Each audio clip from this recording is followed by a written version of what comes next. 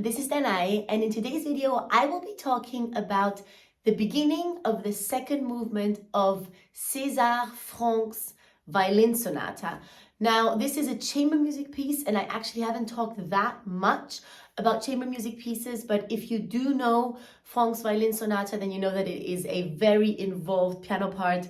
It's as hard as a piano solo piece would be, and the beginning of the second movement is actually the piano alone, and it's a very famous introduction before the violin comes in, and I want to focus on that intro because it is quite virtuoso and, well, also a very famous part. So if you are playing that piece, I think that this could be helpful. So if you're interested in hearing my thoughts on the introduction of César Franck's second movement, the piano introduction part, and how I practice it, then keep on watching. So first of all, before we get into any exercises or any thoughts on this piece, first I will do a slow run through of that section.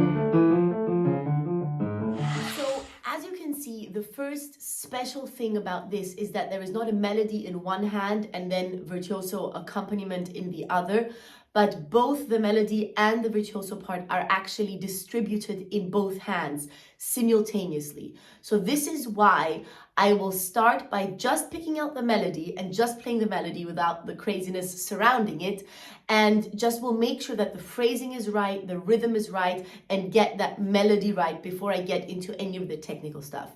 By the way, if you don't have the score of it, I would suggest that you just go on IMSLP and just pull up the score, because I think it's going to be much easier for you to follow this tutorial if you have the score in front of your eyes as well.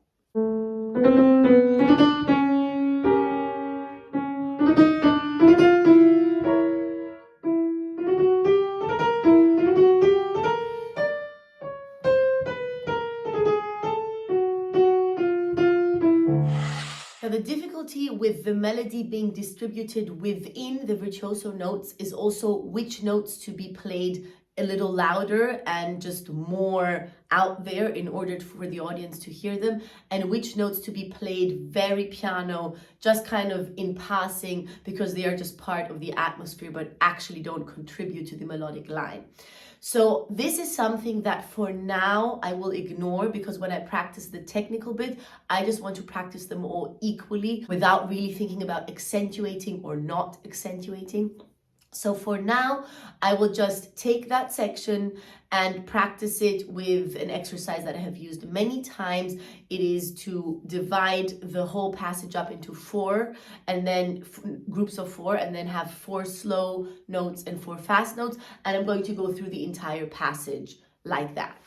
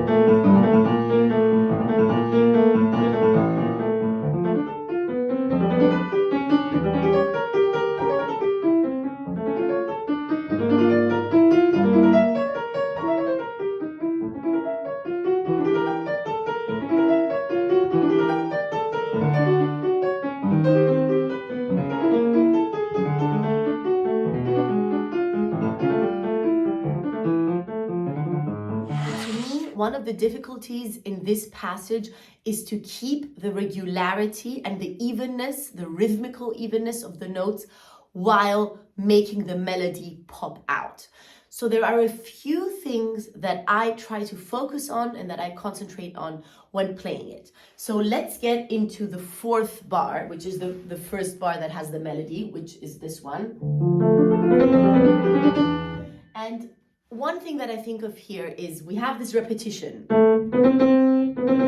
So when I get to the repetition, I try to think a tiny bit of a ritardando between the two repeated notes. So between the two C's and between the two D's, I try to think a little bit of a backward movement, a little bit of a holding back in order to prevent me from rushing. Because I feel like if I just let it go, I will play it extremely fast, like this. So I just try to hold it back a little bit. Then going into the second bar, where the right hand has kind of a garland. So first, of course, I practice this garland slowly and separately.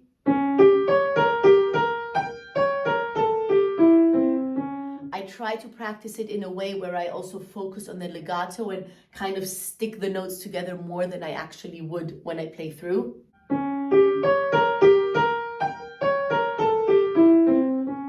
But then the main trick is that when I play through it in tempo, I try to think of the fourth group, so that's the four notes on the fourth beat, as a little bit slower.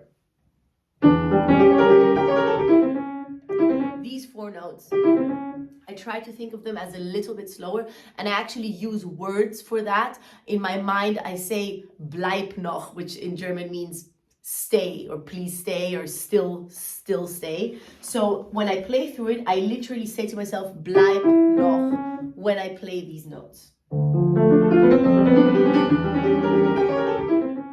So exaggerated, I would be thinking like this.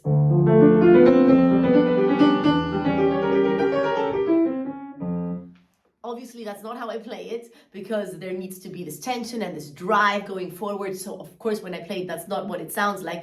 I just wanted to demonstrate it in an exaggerated way. And now let me show you what it sounds like. You will probably not even hear the slight taking time that I do and the mental strategy that I use.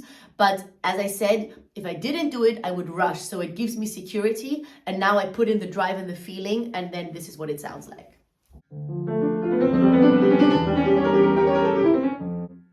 Same goes for the following two bars. So again, in the repetitions, the repetition of the E flat and the F, I take some extra time. And then again, the next garland.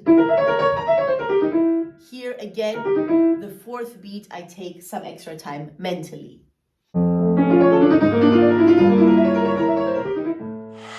Then in bar 10, where we have the melody starting with the fifth finger, it's the first time that we're not actually starting the melody with a thumb.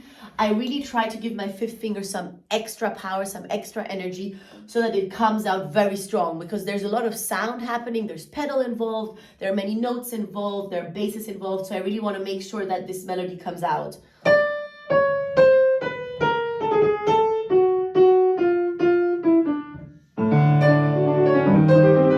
I also like to just put my wrist up a little bit. I feel like it helps me when I try to press the key with my fifth finger with a lot of power, to not just stay like this, but to kind of put it up like this.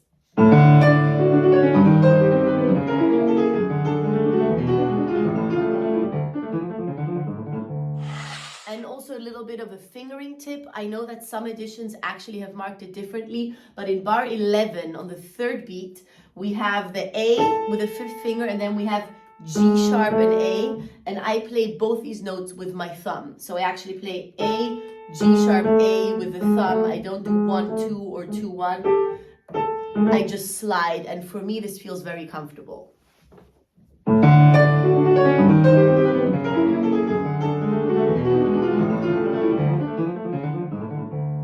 And the this final bar of the introduction, bar 13, this is just my interpretation, but I just wanted to share it here. I take out the pedal and I just play it very dry and very rhythmical. I give a bit of an accent, really just minimal accent on every beat, because I feel like after all that happened, everything that unfolded before the violin comes in, it's nice to just really feel the beat and know where we are. So this is just what I do. Of course, it's also fine if you want to keep it in that sound cloud that we have created, but I like to then keep it very clean and go like, and then the violin comes in. Another thing that I want to mention is, of course, the melody is very important, but also the bass, I feel, is quite important, and the rest isn't. So basically, in the end, you should be hearing a bit of bass and melody.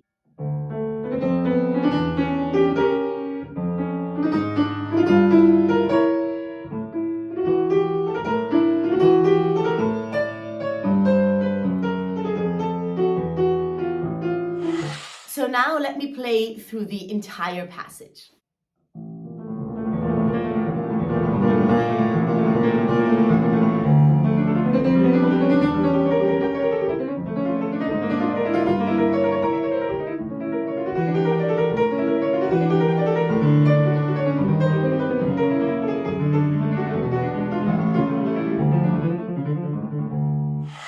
So these are my thoughts on the introduction of the second movement of César Franck's Violin Sonata. Let me know what you think. Let me know if these mental strategies help you as well. I use a lot of these in every piece that I play. Just little moments where I think to myself, okay, this is where I'm going to take some extra time, or this is the exact note that I'm going to prepare. And for me, this makes a world of a difference. I just have to pick out the exact right note that I will focus on, and then suddenly a hard passage seems easier. Let me know what your thoughts are on this and if you've had the same experience.